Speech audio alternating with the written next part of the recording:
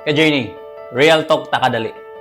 Kung wala kay kontra, basin wala pa kay ginabuhat nga something big sa imong kinabuhi. Be honest sa imong kaugalingon.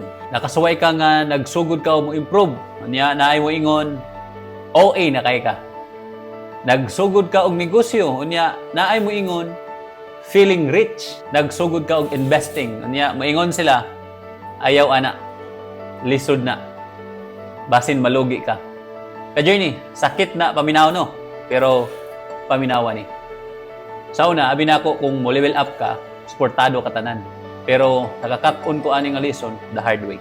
The moment you start winning, maabot dayon ang critics. The moment you grow, naay masakitan. Dili tungod sa imo, kundi tungod sa ilang kaugalingon. Your growth will always offend people who are comfortable staying the same. Kung tanan tao supportive sa imong progress, ka-journey, basin group chat ra na, dili growth. Kay ang tinuod nga progress, dili na anonymous vote. As Jim Rohn said, for things to change, you have to change. Pero ani ang wala kasagaran giingon, when you change, dili tanan malipay. Ngano?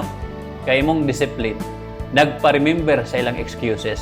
Your success is a mirror and not everyone likes what they see. Sa journey, ayaw huna-hunaa nga ang critics kay side nga sayop ka. Kabaliktaran, kung walay mo kontra, basin nag-average ra ka. Kung walay mo question, basin wala kay impact. Kung walay mo hate, basin wala pa ka nag-commit sa imong potential. Progress creates pressure. Pressure builds diamonds. So, kung naanay mo hate nimo, congratulations.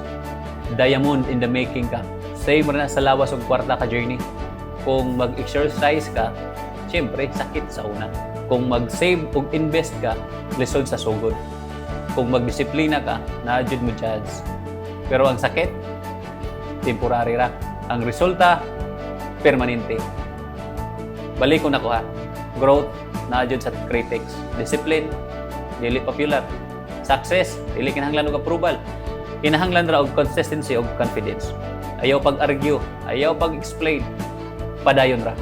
Instead of being bitter, be better. Instead of explaining, keep executing. Kung nakasabot ka nga ang hate part sa success story, like ani nga video. Kung gusto ka magpadayon bisan daghan critics, share ni og comment, keep shining. Og kung gusto ka mo grow nga healthy, wealthy og grounded, follow Roger's journey, ka-journey, hinumdumi ni. Kung wala kay kontra, basin wala pa kay ginabuhat nga something big. So, padayon lang. Head down, heart right, work hard. Kay ang tinuod nga success, dili defensive, kundi grateful and grounded. Push, push, push yourself. Kay kung dili ka mo push sa imong kaugalingon, kinsa man di ay. Huwag kalimot sa Philippians chapter 4, verse 13.